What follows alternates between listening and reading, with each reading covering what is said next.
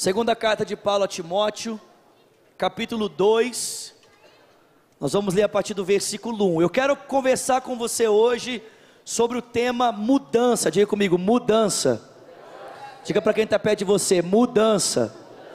Quero falar sobre mudança. Eu quero fazer isso a partir desse texto de 2 Timóteo, capítulo 2, versículo 1.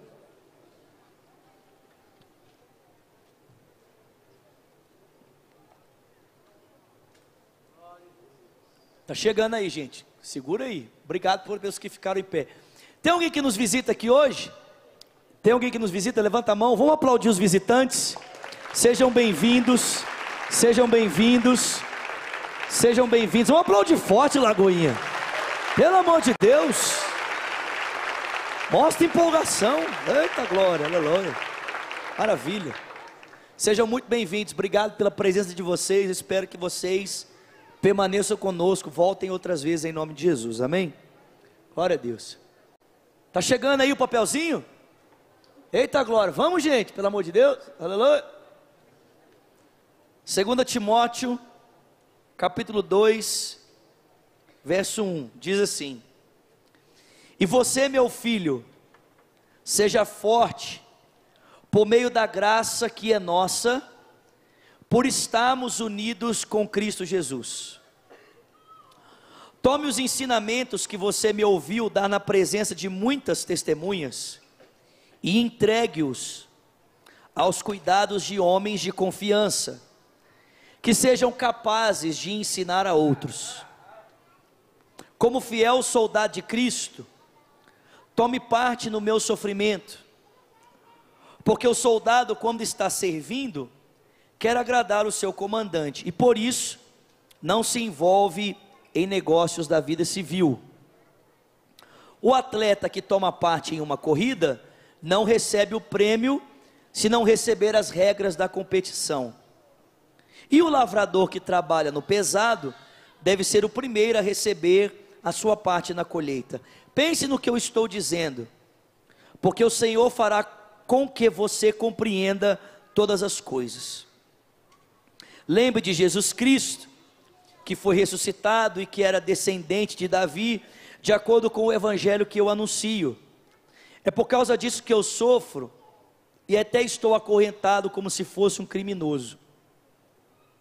Mas a mensagem de Deus não está presa, e por isso eu suporto com tudo, com toda a paciência, por amor ao povo escolhido de Deus. Faço isso para que eles possam ganhar a salvação que está em Cristo Jesus e que traz a glória eterna. Este ensinamento é verdadeiro. Se já morremos com Cristo, também viveremos com Ele. Se continuarmos a suportar o sofrimento com paciência, também reinaremos com Cristo. Se nós o negarmos, Ele também nos negará. Se não formos fiéis, Cristo continua sendo fiel, porque Ele não pode ser falso para si mesmo. Recomendo essas coisas aos que você dirige, recomende essas coisas aos que você dirige, e ordene severamente, na presença de Deus, que não briguem por causa de palavras. Brigar não é bom, porque somente prejudica os que estão presentes. Faça todo o possível para conseguir a completa aprovação de Deus, como um trabalhador que não se envergonha do seu trabalho, mas ensina corretamente a verdade do Evangelho. Evite os falatórios contrários aos ensinamentos cristãos, porque eles fazem com que as pessoas se afastem de Deus. As coisas que os falsos mestres ensinam se espalham como a gangrena. 2 desses mestres são Himeneu e Fileto, os quais abandonaram o caminho da verdade. Eles afirmam que a ressurreição já aconteceu, e assim estão atrapalhando a fé cristã de alguns. Mas o firme alicerce que Deus colocou não pode ser abalado. E sobre esse alicerce estão escritas estas palavras: o Senhor conhece as pessoas que são dele. E também, toda pessoa que diz que pertence ao Senhor, precisa abandonar o pecado. Numa grande casa, não existem somente vasilhas de ouro e de prata, mas também de madeira e de barro. Algumas são para ocasiões especiais, e outras para todos os dias. Quem se purifica de todos esses erros, de que eu tenho falado, será usado para fins especiais, porque é dedicado e útil ao seu mestre, e está pronto para fazer tudo o que é bom. E você, Timóteo, fuja das paixões da mocidade, e procure viver uma vida correta, com fé, amor e paz, junto com os que, com um coração puro, pedem ajuda ao Senhor. Fique longe das discussões tolas e sem valor, porque você sabe que elas sempre acabam em briga. O servo do Senhor não deve andar brigando, mas deve tratar todos com educação. Deve ser um mestre bom e paciente, que corrige com delicadeza aqueles que são contra ele, pois pode ser que Deus dê a eles a oportunidade de se arrependerem e de virem a conhecer a verdade, e assim voltarão ao seu perfeito juízo, e escaparão da armadilha do diabo, do diabo que os prendeu para fazerem o que ele quer. Pai querido, essa é a tua palavra, e nós te suplicamos que o Senhor fale conosco nesta hora, para a honra e para a glória do teu nome. Que o teu Espírito nos ajude a entender a palavra, e também me ajude a compartilhá-la com os irmãos, com simplicidade, com fidelidade e com unção. Te peço isso junto com os meus irmãos, em o nome de Jesus, e quem crê diga, amém. Pessoal, nós estamos vivendo um momento de mudança no nosso país, amém, queridos? E preste atenção, afirmar que o país está mudando, está passando por uma mudança, não é uma afirmação política tendenciosa. Eu estou apenas constatando fatos. Não é porque eu estou afirmando que o Brasil está passando por uma mudança, que eu esteja me posicionando como partidário de A ou de B, de esquerda ou de direita. Mesmo porque, na minha opinião, a maneira como um cristão deve interpretar a sociedade, não deve passar pelo viés filosófico, nem de esquerda e nem de direita. Porque ambas as filosofias, ambas as especulações políticas, sejam elas de linha direita ou esquerda, elas falham em diagnosticar o caos da humanidade e falham em diagnosticar a sua solução. Não importa se você é tendencioso à esquerda ou à direita, na verdade, por ser um cristão, o seu compromisso deveria ser de interpretar o mundo pela tua relação com Deus a partir da obra de Cristo, e não por uma ideologia X, Y ou Z. Preste atenção, uma ideologia de esquerda vai dizer para mim e para você que o problema da sociedade está nas estruturas injustas que regem a sociedade. E a solução apontada é a seguinte: se nós tivéssemos um Estado totalitário que dividisse de maneira igual a rentabilidade para todos, o mundo seria melhor. A de direita vai dizer que o problema é a falta de liberdade na livre ação de ir e vir e de praticar o comércio. E a solução seria dar oportunidade para todo mundo, porque se todo mundo tiver a mesma oportunidade, as coisas vão se encaixar e todo mundo vai ficar bem. Gente, todos nós sabemos que o livre comércio ou Estado totalitário não podem resolver o problema do homem, porque o problema do homem nem é uma desestrutura social e nem a falta de liberdade para gerir os seus recursos. O problema do homem é o pecado. O problema do homem é a sua distância de Deus. O caos da humanidade não tem a ver apenas com o caos social ou a falta de liberdade na transação econômica. O caos da humanidade é sua ruptura com Deus. Portanto, tanto a solução da direita como a esquerda está equivocada, porque o problema do homem não se resolve com uma administração política melhor, se resolve com a reconciliação com Deus por meio da obra de Jesus Cristo, amém, queridos? Então eu não estou sendo aqui tendencioso ao afirmar que o Brasil está mudando, estou apenas constatando fatos. Exemplo, você deve saber que na Câmara dos Deputados, 80% dos que eram votados não estão lá mais. Você deveria saber que essa semana, a Bolsa de Valores bateu o seu recorde histórico, por causa de 3 fatores: um diálogo entre o Trump e a China, a confiabilidade que o nosso país está tendo de volta no mercado econômico, e a aceitação do juiz Sérgio Moro para ser agora o ministro da Justiça. Não sei se você viu essa semana, a Toyota anunciou um investimento de mais de $1 bilhão no Brasil. Então, irmãos, o país está mudando, amém, queridos? Preste atenção, se as mudanças que o país vai experimentar serão todas elas para melhor, só o tempo vai dizer.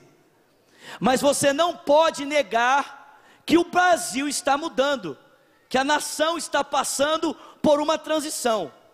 E por que eu estou dizendo isso para você? Estou dizendo isso para você porque o livro que nós acabamos de ler também é um livro que fala de transição, também é um livro que fala de mudança. Por quê? Você deve se lembrar que quando Paulo escreveu essa carta, Paulo estava preso em uma masmorra fria, úmida, insalubre, de onde os homens saíam ou sentenciados à morte, ou com uma doença que os levaria à morte. É a prisão maometina. Paulo esteve preso, irmãos, em Roma por 2 momentos. O primeiro momento era numa prisão domiciliar, e preste atenção, apesar de todos os riscos que essa prisão trazia à integridade física de Paulo e à continuidade do seu ministério, Paulo sabia que essa prisão não seria capaz de retê-lo.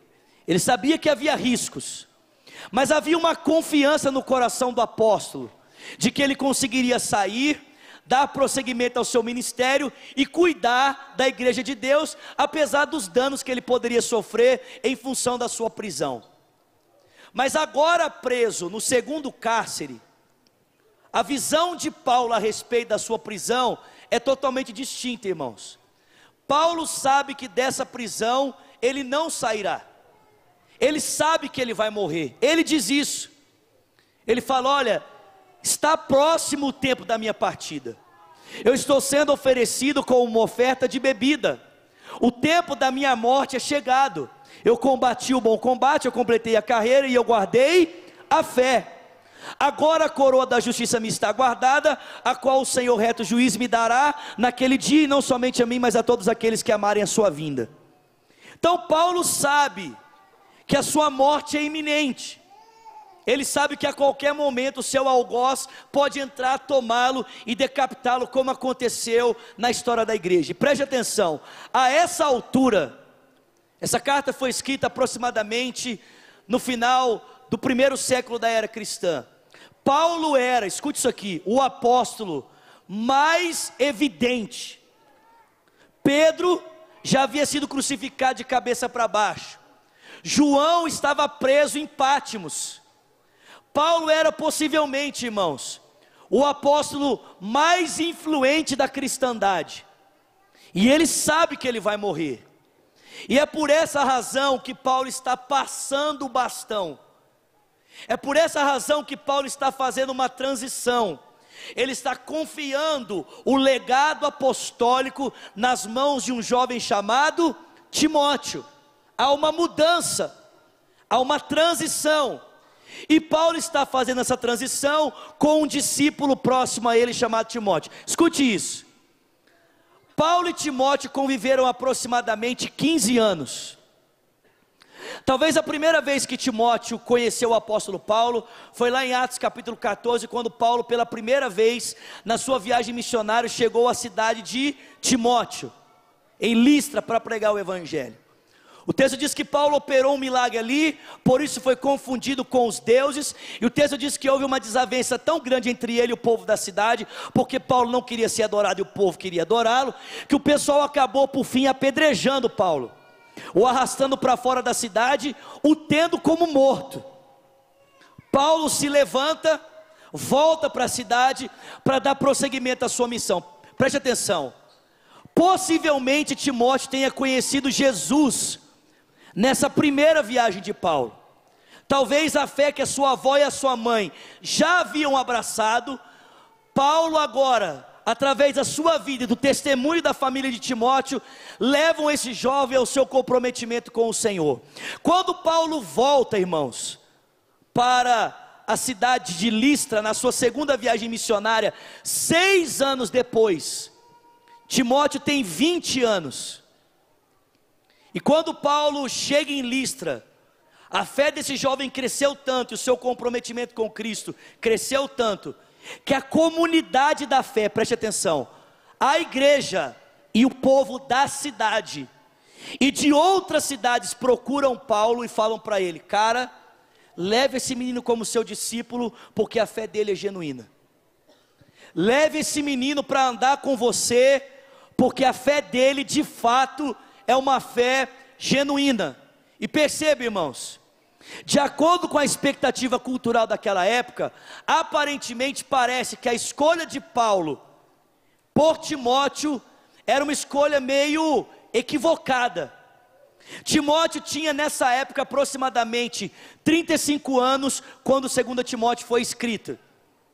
Naquela época, para uma pessoa ser colocada no posto de autoridade que Timóteo está sendo colocado, a pessoa precisava ter no mínimo 55 anos de idade. Paulo está colocando um menino de 35 anos no posto talvez de maior responsabilidade da igreja da época. Segundo, Timóteo, além de ser muito jovem para a ocupação, é solteiro, não é casado. Terceiro, ele é tímido, não é um orador eloquente, não é alguém desinibido, que tem facilidade de comunicação, de estar com as pessoas. E quarto, ele é alguém que luta constantemente contra uma enfermidade.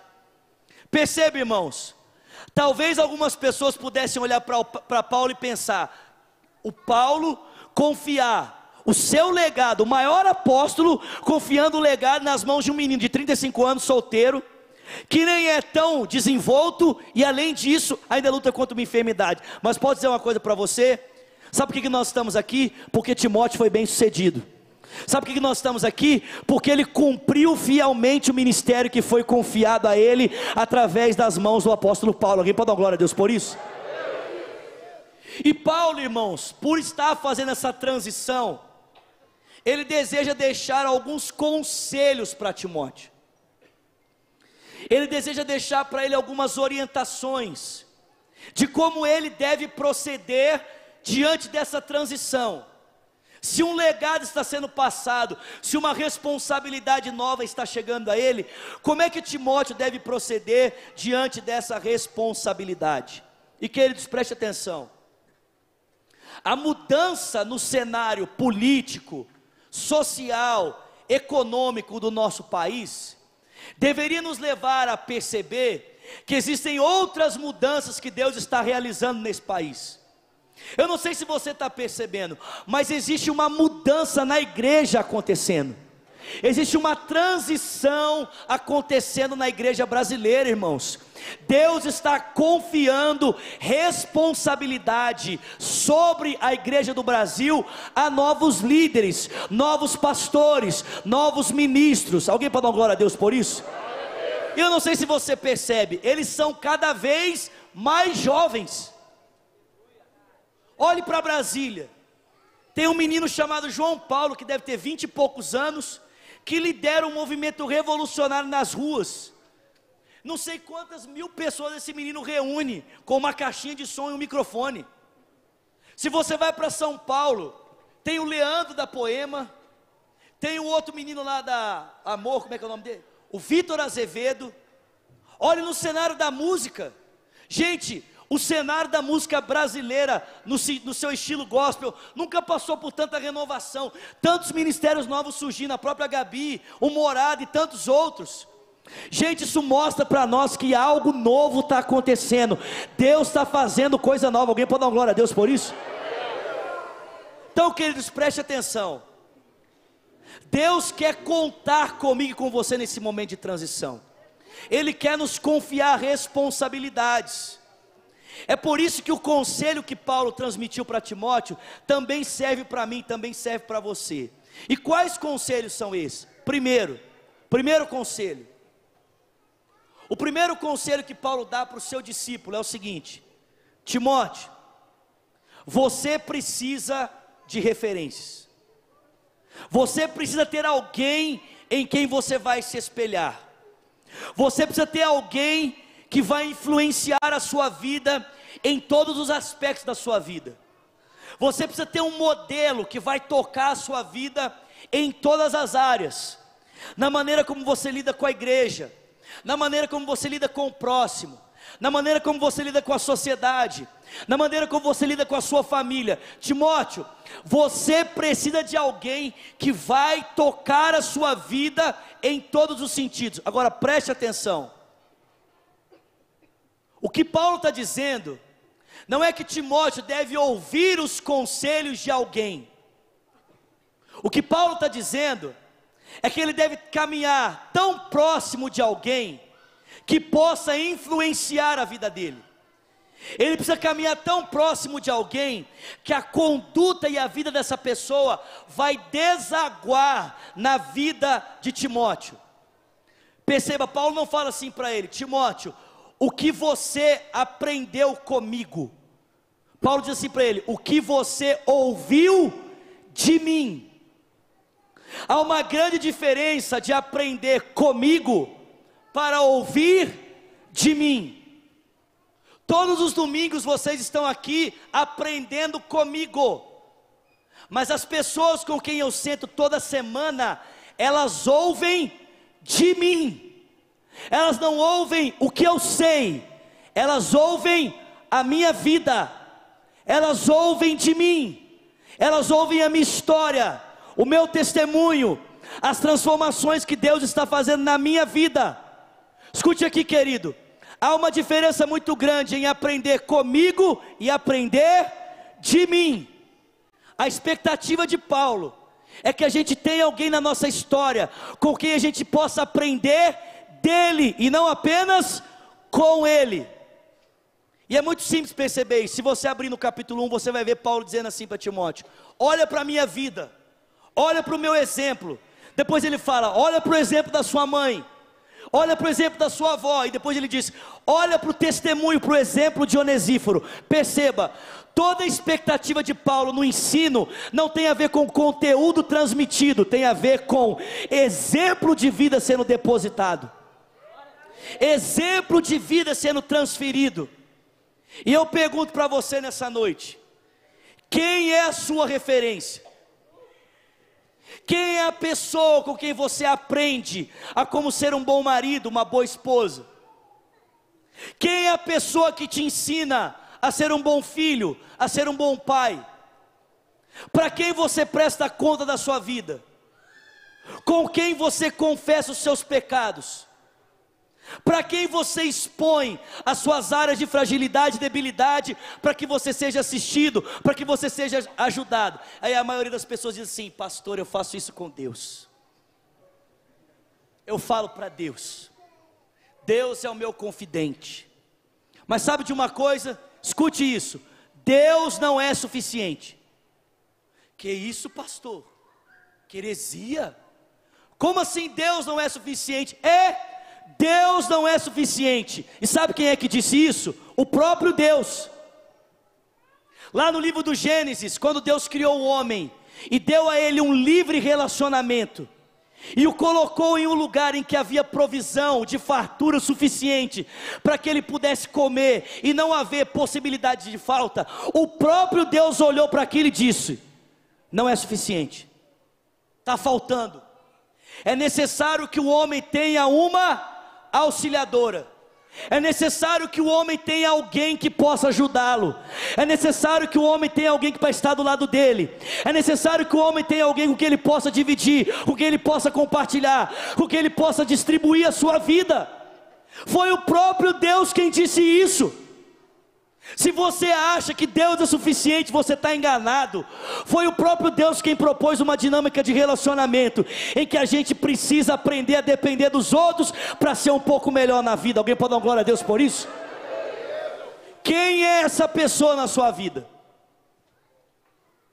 Quem é essa referência? Quem é essa pessoa que você permite entrar na sua vida e que você vai entrar na vida dela, propositalmente, com a finalidade de ser uma pessoa melhor. Só que esse não é apenas o único conselho. O segundo conselho de Paulo é o seguinte: você precisa ter um exemplo, você precisa ter um modelo. Mas segundo, você precisa ser um modelo. Você precisa ser um exemplo. Você precisa confiar aquilo que você está recebendo a outras pessoas. Você precisa pegar aquilo que você recebeu, aquilo que você bebeu, aquilo que você foi influenciado e depositar na história de vida de uma outra pessoa. Sabe o que isso significa para mim? É que eu e você precisamos de parar de ter a mentalidade de poço e começar a ter a mentalidade de rio. Porque o poço guarda para si e o rio deságua no mar. Eu quero que você comece a vir para o culto, não preocupado com a próxima palavra que o pastor vai te dar. Quero que você venha para o culto preocupado com quem você vai falar para abençoar, para quem você vai liberar uma palavra. Ao invés de você vir para o culto pensando quem é que vai orar por mim, você tem que vir para a celebração pensando por quem eu vou orar hoje. Não pode parar em nós.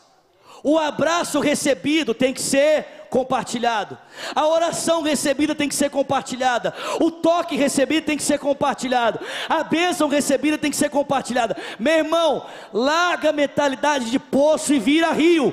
Deus não te fez para ser um poço, Ele fez você para ser uma fonte de água a jorrar, Ele fez você para ser um rio a fluir para a vida eterna. Alguém pode dar glória a Deus por isso?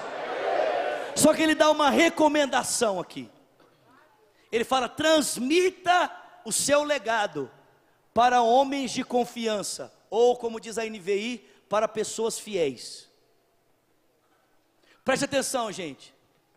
Sabe por que Deus pôde, sabe por que Paulo pôde transmitir o seu legado? Por que Paulo pôde transmitir o seu exemplo para Timóteo, sua vida para Timóteo?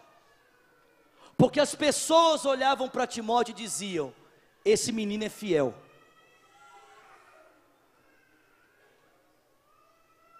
Paulo transferiu a sua vida para Timóteo, porque as pessoas à volta dele, a igreja e as pessoas à volta dele, davam um testemunho sobre ele: Timóteo é um cara fiel. E agora Paulo está dizendo: assim como encontrei fidelidade em você, encontre fidelidade nos outros, para que você possa transmitir o seu legado.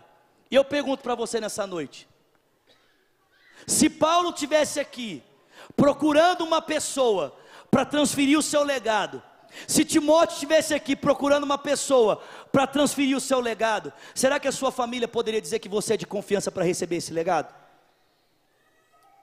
Será que os seus amigos de faculdade poderiam dizer que você é fiel para receber esse legado? As pessoas com quem você convive poderiam olhar para você e dizer: não, esse cara é fiel o suficiente para receber esse legado e dar continuidade àquilo que Deus tem feito? E sabe como é que a gente descobre quando uma pessoa é fiel? Sabe quando a gente descobre que o cara merece receber algo? É como ele se porta em relação ao evangelho diante do sofrimento. Fidelidade de um cristão é estampada quando? Quando ele começa a sofrer diante da causa, ou por causa da causa de Cristo, e ele decide permanecer fiel. Não existe nada que possa provar mais que nós somos fiéis a Cristo e ao seu evangelho, do que a nossa capacidade de suportar a dor, ou de abrirmos mão de algo em prol da causa do Senhor. E o Paulo vai dar 3 exemplos do que isso significa. Ele fala: ó, isso aqui significa o seguinte: é como um soldado na guerra, é como um atleta na corrida, ou como alguém que está lavrando a lavoura, arando a lavoura. Ele diz: primeiro, o soldado, quando ele está na guerra, ele não pode se distrair, ele precisa se manter focado, ele precisa se manter atento. Ele não fica cuidando dos interesses de outras coisas, porque ele está preocupado em agradar aquele que o alistou, ele está focado. Segundo, ele fala do atleta. O atleta não pode correr se não entender a corrida. O atleta não pode correr se não compreender a dinâmica da corrida e se preparar para isso, a disciplina. renúncia, abnegação. E por último, aquele que planta não espera colher o fruto imediatamente daquilo que ele semeou, mas ele tem expectativa do futuro. Há uma esperança de que todo aquele esforço dedicado à sua plantação resultará numa colheita futura para a glória de Deus. Irmãos, escute isso aqui: se nós vivemos como cristãos esperando toda a recompensa da nossa dedicação a Cristo nessa vida, nós estamos equivocados. Porque a expectativa da nossa colheita não é para essa vida. A expectativa da nossa colheita não é para agora, não é para imediato, querido. A expectativa da nossa colheita é para a vida eterna. A expectativa dos frutos do investimento e da fidelidade não serão agora. Preste atenção: se Deus te der alguma graça pela fidelidade depositada a Ele agora, hoje, escute isso aqui, olhe para cima e entenda isso como um agrado de Deus para com você.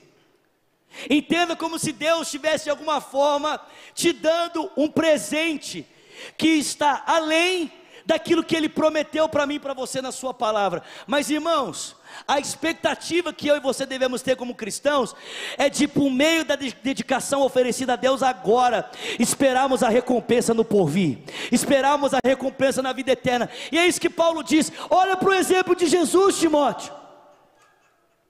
Jesus se entregou na cruz esperando que o sofrimento do seu penoso trabalho resultasse para ele em bênçãos imediatas? Não, ele se entregou porque desejava ver o fruto do penoso trabalho da sua alma, e ele então seria recompensado. Irmãos, Cristo morreu para herdar frutos da eternidade. Cristo se entregou para herdar frutos para a vida eterna. Você precisa ter uma referência, e não apenas isso, você precisa ser uma referência. Você precisa ter alguém que te influencie, e você precisa decidir influenciar a vida de uma pessoa. E por último, terceiro conselho que Paulo dá para Timóteo: Timóteo, estou te passando um legado. Timóteo, estou te confiando na minha vida, estou te confiando na minha história. Irmão, seria a mesma coisa que o pastor Márcio chegar para mim, para você hoje, e falar assim: ó, o pastorado da Lagoinha agora é seu. Você entende a responsabilidade disso?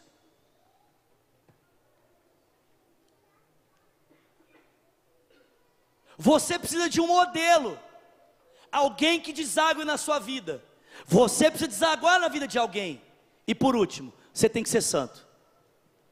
Timóteo, você precisa ser um cara santo.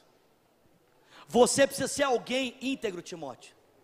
E nesse quesito da santidade, Paulo dá conselhos bem práticos. Fala para ele: ó Timóteo, presta atenção, não fica aí discutindo teologia com os outros não. Esses meninos novos, que fica aprendendo teologia agora, fica discutindo quantos anjos cabem na ponta de uma agulha. Não fica se metendo em conversa fiada. Se você perceber que há um falso ensino entrando na igreja, que pode comprometer o caráter do povo de Deus, seja incisivo sobre isso. Mas no resto, não precisa ficar discutindo. Quer saber de uma coisa? Até mesmo quando você for corrigir, Timóteo, corrija com sabedoria, corrija com amor, porque se as pessoas ouvirem você corrigindo com sabedoria e amor, né, com educação, pode ser que elas se convertam do erro e voltem para Deus. Cuidado com as paixões da mocidade, Timóteo. Abre o seu olho. Cuidado com aquilo que pode desviar você do propósito. Mas Paulo usa uma ilustração para falar sobre isso que eu acho sensacional. Paulo fala assim: em uma casa existem vasos de todo tipo. Fala: ó Timóteo, numa casa tem vaso de ouro, de prata, tem vaso de madeira, tem vaso de barro. Sabe de uma coisa, Timóteo? Deus usa todos os vasos, mas Ele não pode usar vaso sujo.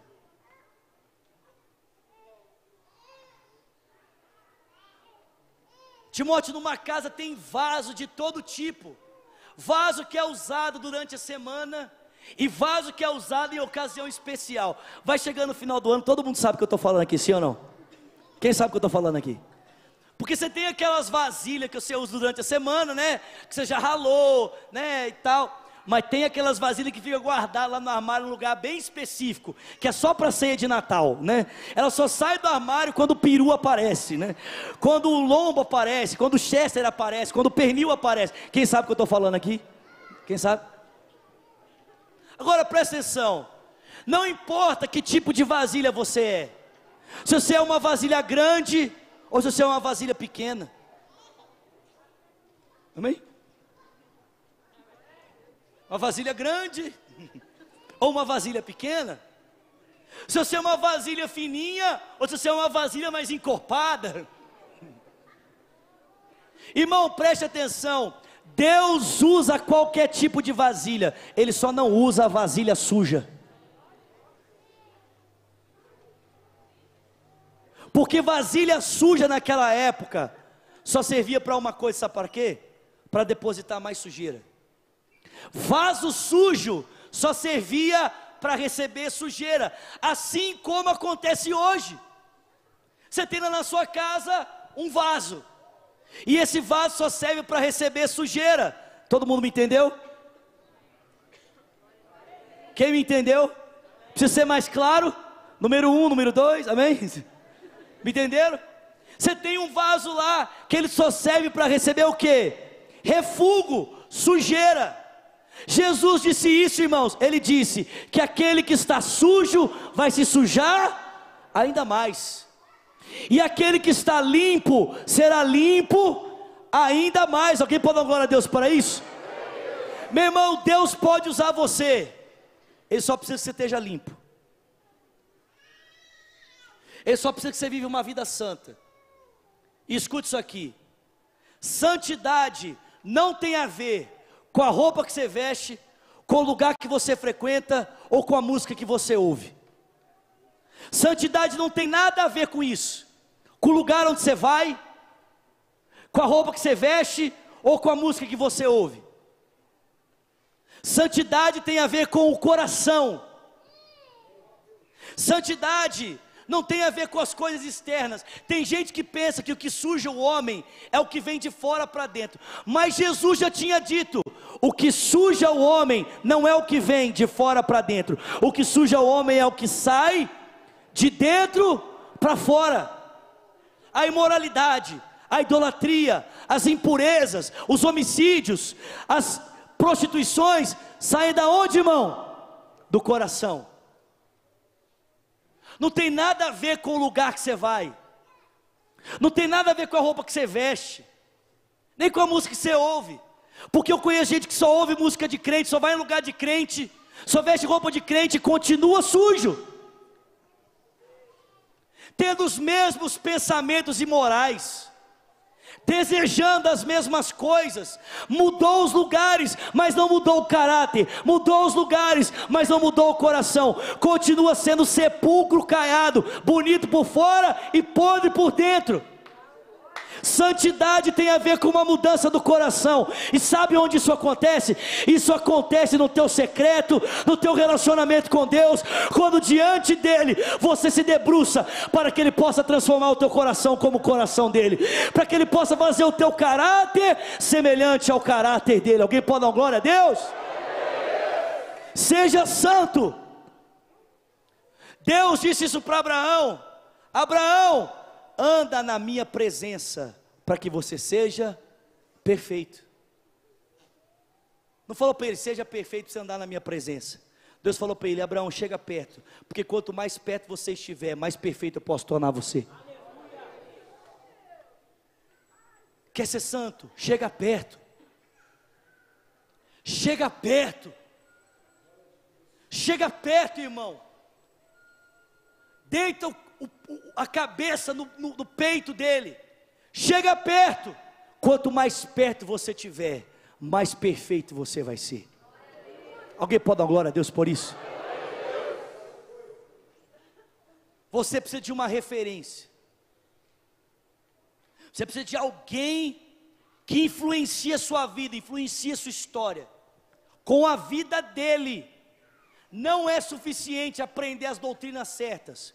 Não é suficiente aprender, a forma correta de interpretar. Irmãos, eu já fiz 2 seminários na faculdade de teologia e pretendo não parar de estudar. Mas pode dizer uma coisa para você: isso não muda a vida de ninguém, se isso não for acompanhado de uma prática e da influência de pessoas que vão batendo no nosso caráter para que a gente seja melhor.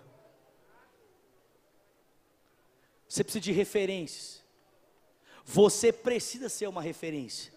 E como eu faço isso, pastor? Seja santo.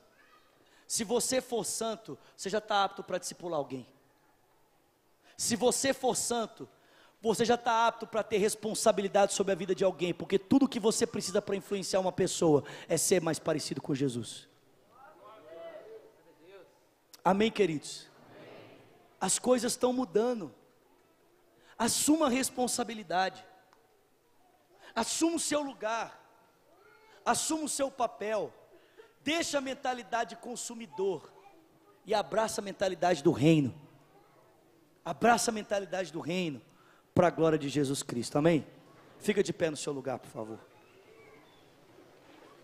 Quem estava aqui sexta-feira na conferência da Nívea? Levanta a mão. Quem não veio? Olha, eu queria pedir muito que os que não vieram assistisse no YouTube a ministração do Brunão, do Morada, que aconteceu aqui sexta-feira. Eu estive aqui, gente, eu fui destruído. Foi maravilhoso. Alguém pode dar uma glória a Deus por isso? Gente, Deus só corrige o filho que Ele ama, só exorta o filho que Ele quer bem. Irmãos, foi maravilhoso, foi precioso. Deus trabalhou profundamente na minha vida. Eu queria muito que você recebesse essa ministração, que você recebesse essa palavra, não apenas o louvor, mas você recebesse a palavra. Irmãos, o Brunão pregou aqui acho que mais de 1 hora. Foi top, muita Bíblia. Eu fiquei olhando para ele pregar e falei assim: glória a Deus, olha aí, cheio da palavra e cheio do Espírito Santo, que bênção. Alguém pode dar uma glória a Deus? Porque tem gente que pensa que ou você é cheio da palavra, você é cheio do Espírito, né? Mas não tem como. Para ser cheio da palavra você tem que ser cheio do Espírito, e para ser cheio do Espírito você tem que estar cheio da palavra. Não são contraditórios.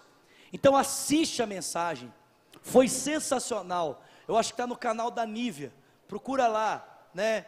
Brunão Morada, conferência Lugar Secreto. Eu tenho certeza que você vai ser abençoado, amém, querido? Feche os seus olhos. Glória a Deus. Você precisa ter uma referência.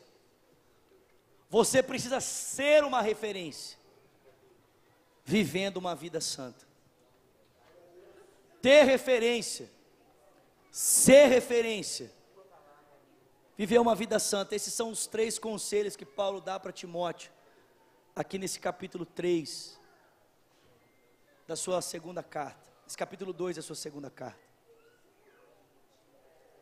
Pai, a minha oração aqui junto dos meus irmãos nessa noite é para que o Senhor nos faça conectar na vida de pessoas que vão fazer diferença na nossa história.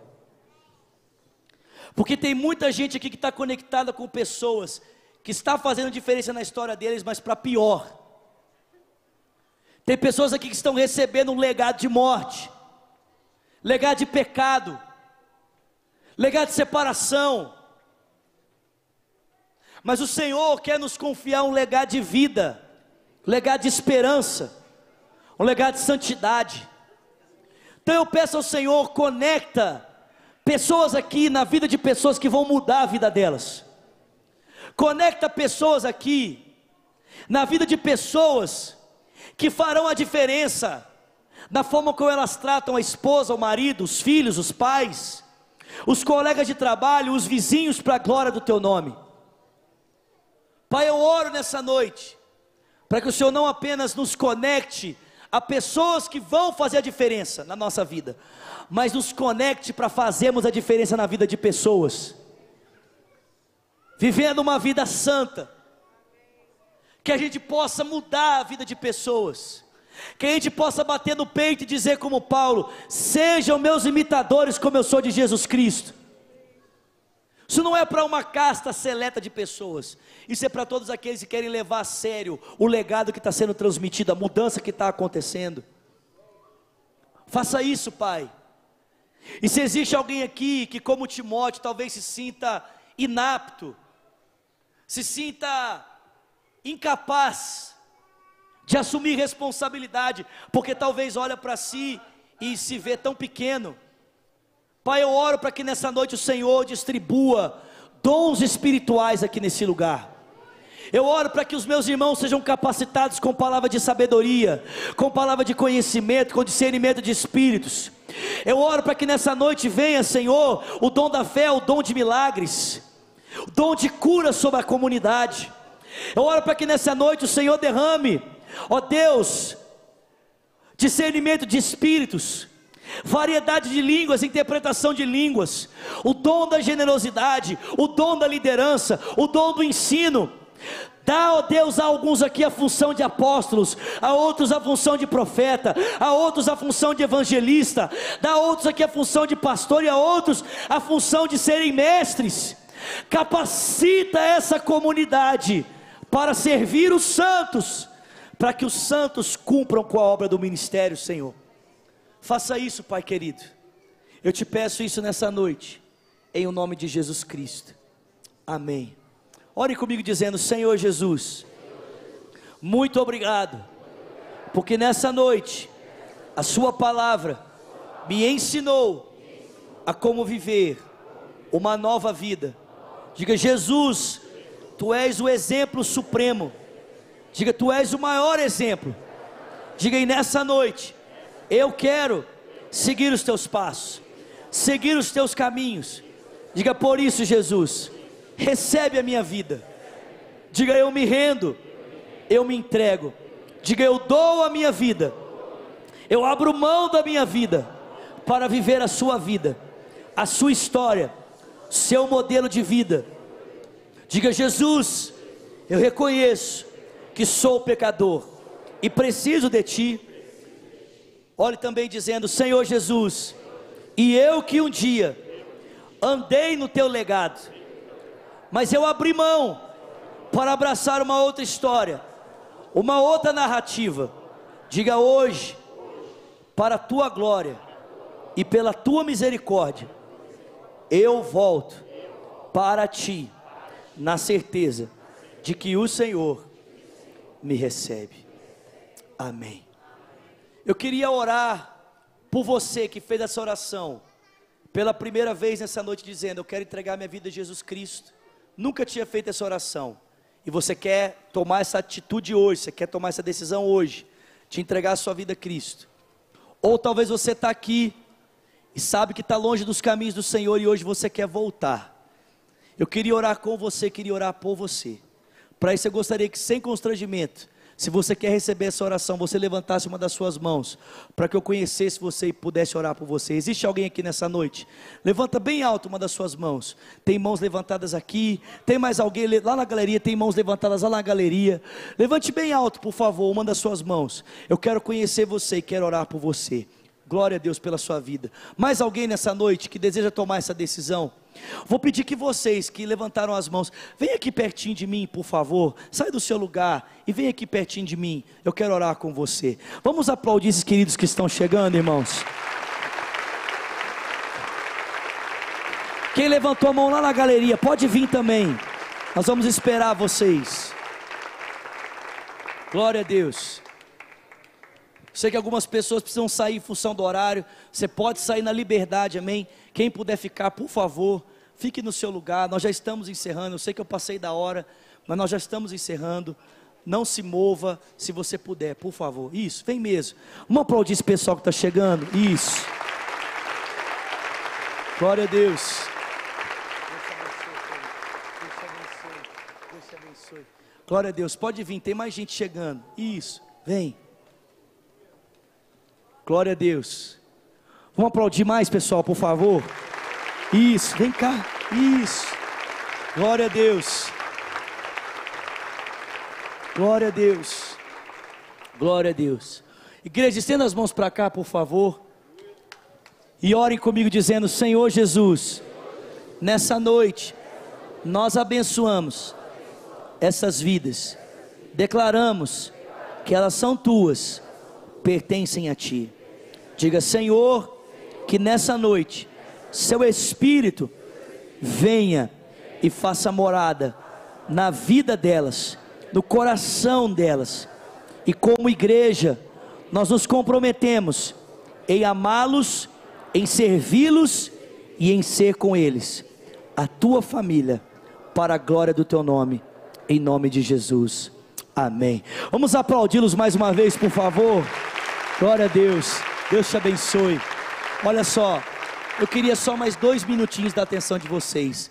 A gente queria, se vocês deixarem, é claro, anotar o nome de vocês e um telefone. Amanhã nós vamos ligar para vocês, queremos acompanhar vocês. Pode ser, 2 minutinhos. Tem um pessoal de colete que está atrás de vocês, vai levar vocês para uma sala, aqui à minha esquerda, à sua direita. Vocês vão ganhar um livro de presente. Assim que terminar lá, vocês podem voltar, eu vou estar por aqui ainda, tá? Se quiserem uma oração, quiserem conversar, tá bom? Pode ser? Então, enquanto eles saem aqui, vamos aplaudi-los mais uma vez, por favor. Isso, aplauda forte aí, por favor, Lagoinha. Glória a Deus. Vamos aplaudir forte aí. Eita glória. Deus é bom, amém, queridos? Deus é bom. Glória a Deus, glória a Deus. Então amanhã tem devocional, essa semana tem a live. Obrigado, Gabi, obrigado, Wesley, muito obrigado pela presença de vocês. Lembrando que vocês podem ouvir o trabalho deles nas principais plataformas digitais, amém, queridos? Estenda suas mãos. Que a graça do nosso Senhor Jesus Cristo, o amor de Deus o Pai, a comunhão e o consolo que vem do Espírito, seja com o povo de Deus, aqui e espalhado em toda a terra, desde agora e para sempre. Quem crê, diga amém. Amém. Dá um abraço quem está pertinho de você. Vai na graça, vai na paz. Para você que nos assiste aí pela Rede Super, Facebook, YouTube, que Deus te abençoe. Estava esquecendo de orar pelas 8 pessoas, então vamos orar juntos aqui, que Deus possa alcançar esses 8 da nossa casa, da nossa família, derramando bênção, que até o final desse ano, em cada Lagoinha, possamos ver uma colheita maravilhosa, possamos terminar esse ano dizendo: eu e a minha casa servimos ao Senhor. Deus abençoe você, uma ótima semana, e como diz o pastor Márcio, vai viver a melhor semana da sua vida. Deus te abençoe, em nome de Jesus, amém.